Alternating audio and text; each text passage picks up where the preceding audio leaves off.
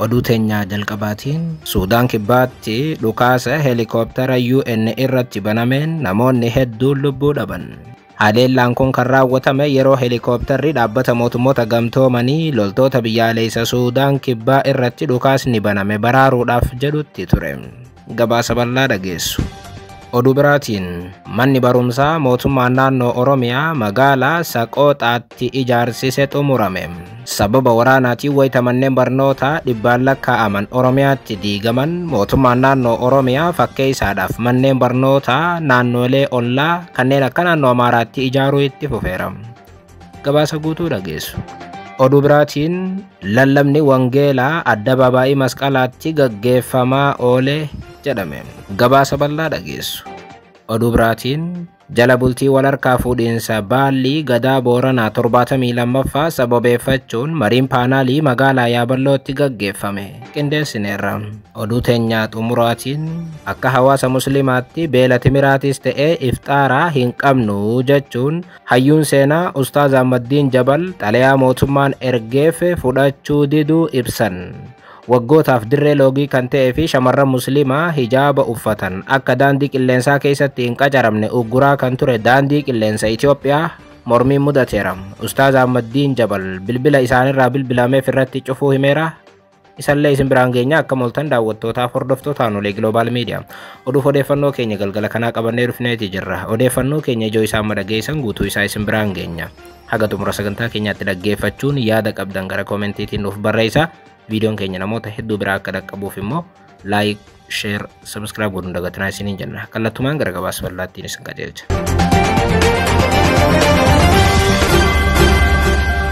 Oduu teenya jalqabaatiin akka hawaasa musliimaatti beela timiraatis ta'ee iftaaraa hin qabnu jechuun hayyuun seenaa Ustaaz Ahmaddiin Jabal xalayaa mootummaan ergeef fudhachuu diduu ibsan. Waggootaaf dirree loogii kan ta'ee fi shamarran musliimaa hijaaba uffatan akka daandii qilleensaa keessatti hin qacaramne ugguraa kan ture daandii qilleensa Itoophiyaa mormiin mudateera. Tibbana Ustaaz Ahmaddiin Jabal haala daandii qilleensaa keessa jiruun osoo mufatanii jiranii xalayaan waamichaa kootu asitti iftaara goota jedhu isa gahee turuu ibsan. Haa ta'u malee ustaazichi xalayaa sana hin fudhanne. Nuti timiris ta'ee iftaara hin rakkanne jedhan Ustaaz Ahmaddiin Jabal barreeffamaarra barreessaniin namoota kottu iftaara asitti waliin goona jechuun na waamaniin mirga dubartoota musliimaa kabaja. Yeroo sun waamichi keessan hiika argata jedheen bilbila koo irratti cufe jedhan Ustaaz Ahmaddiin Jabal gama miidiyaa hawaasaa isaaniitiin ergaa irra dabarsaniin miidhaa caasaa isaaniitiin dubartoota musliimaa irra gahaa jiru dhoksuuf jecha fakkeessaadhaan waan biraatiin duuchuu barbaadanii jedha Ustaaz Ahmaddiin Jabal. Ustaazichi barreeffama gama miidiyaa hawaasummaa isaaniitiin barreessaniin tibbana daandii qilleensa Itoophiyaa irraa waamichi iftaaraa hoteela Skylight'tti affeeramuu isaa kan ibsu waraqaa waamichaatii fi bilbilli isaaf bilbilamuu kan kaase yoo ta'u kan inni iftaara kana irratti hirmaachuu danda'u gaafa mirgi dubartoota musliimaa daandii qilleensichaa keessatti kabajame ta'uu ibseera. Biiroo tikeetii irraa eegalee haga balalistoota xiyyaaraatti dubartoonni musliimaa akka hin hirmaanne caasaan diriiree utuu jiru kabajitoota mirga dubartootaa fakkaachuudhaaf kabaja guyyaa dubartootaa Maarchi 8 sababeeffachuudhaan ministeerri dhimma dubartootaaf hawaasummaa sagantaa qopheessuun isaanii qoosaa fakkaataa jedhan Ustaazichi barreeffama isaanii irraa kanaan majlisni amma dura turee fi kan amma jirus irra deddeebiidhaan daandii qilleensa Itoophiyaa rakkoo jiru kana akka furuuf gaafatus haga ammaatti kan deebi'ii hin argannee fi mirgi dubartootaa daandii qilleensichaa keessatti arraas akkuma kaleessaa dhiibamuun itti fufee jira jechuun barreesse. Daandii qilleensa Itoophiyaatii fi ministeerri dubartootaaf hawaasummaa akkuma maqaa isaanii kan Itoophiyaanota hundaa ta'uu isaanii akkasumas bakka buutootaa fi kan itti boonan ta'uu isaanii hojiidhaan agarsiisuudha malee fakkeessuudhaan ta'uu hin qabu jedhan. Ustaaz Ahmaddiin Jabal barreeffama arra barreessaniin ustaazichi walumaa galatti sagantaa iftaaraa jechuudhaan wanti arra walitti qabanii Maarchi 8 jechuun kabajaa oolan waan fudhatama hin qabnedha jedhan. Tuffii daangaa dabreen kan beekamu daandiin qilleensa Itoophiyaa garee tokko qofa isayyuu kan kaaba Itoophiyaatii dhufan qofa qacaruun beekamam. Oduu biraatiin Suudaan kibbaatti dhukaasa heelikooptara UN irratti banameen namoonni hedduun du'an. Suudaan kibbaatti dhukaasa heelikooptara UN irratti banameen namoonni hedduun du'uu dhaabbatichi beeksiseera. Heelikooptarri UN kun loltoota mootummaa Suudaan kibbaa dhukaasni bulchiinsa Upper Nile keessatti irratti baname baraaruudhaaf yeroo jedhutti haleellaan kan isa mudate. Haleellaa kanaan jeneraalli Suudaan kibbaa dhukaasaan miidhamee turee fi loltoonni hedduun haleellaa heelikooptaricha irratti banameen du'uu UN beeksiseera.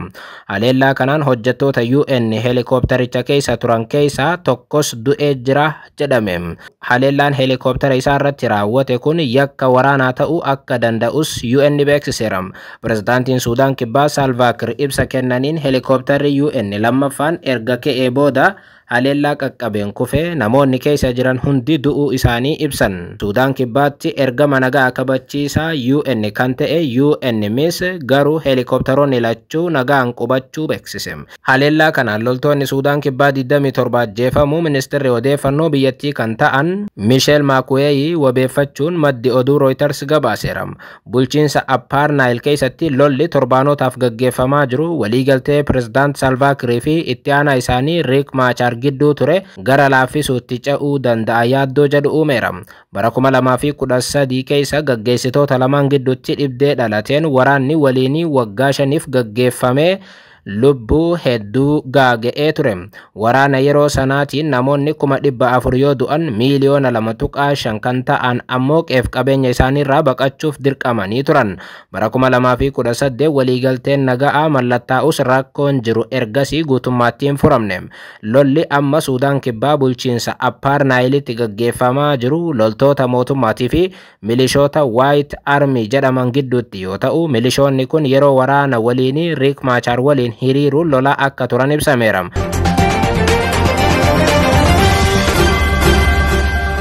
Oduu biraatiin lallabni wangeelaa addabaabaayii masqalaatti gaggeeffamaa oole. Qopheessummaa mana maree manneen amantaa amantoota wangeelaa Itoophiyaatii fi waldaa wangeelaa Biilii Giraamiin lallabni wangeelaa mata duree yaadatamuu hafuuraa Itoophiyaadhaaf jedhuun addabaabaayii masqalaatti gaggeeffamaa ooluun ibsameera. Saganticha irratti kadhannaan lallabni wangeelaatii fi faarfannaan akka gaggeeffamaa ooles ibsame. Hordoftoonni amantichaa hedduun addabaabaayii masqalaatti argamuun saganticharraa qooda fudhataniiru. Sagantaa kanarratti lixa Oromiyaatii kaasee haga kibba Itoophiyaatii hedduun hirmaataniiru. Lallabni wangeelaa addabaabaayii masqalaatti gaggeeffamu kun guyyaa boruutis itti fufee kan gaggeeffamu akka ta'e ibsameera.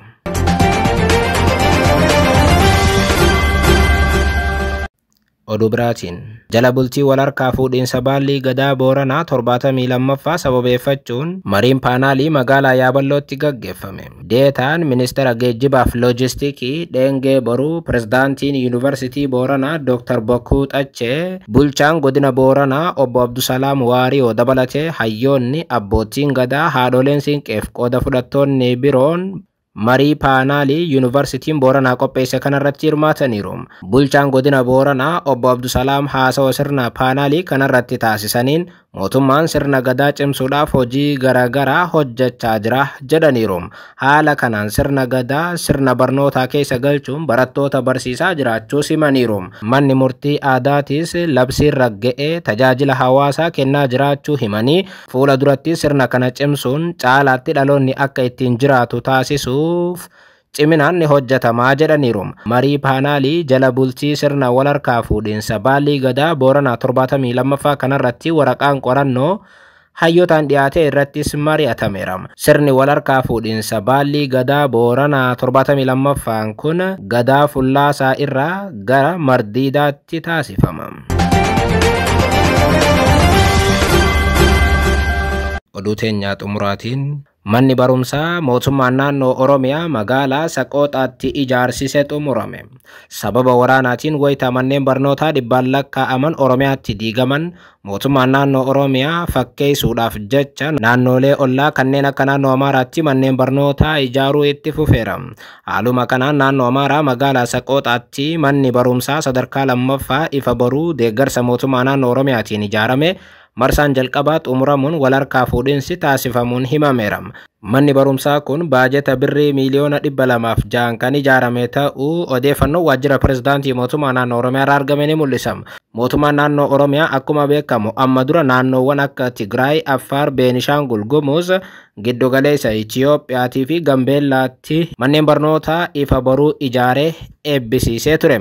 Mootummaan naannichaa kana kan godhaa jiru wayita naannoo Oromiyaa bakkoota garaagaraatti manneen barnootaa diigamanittidha. Oromiyaatti manneen barnootaa waggoottan 6 darbe waraana Shimallis Abdiisaatii fi Abiyyi Ahmad Oromiyaa irratti gaggeessaniin diigamaa tureera.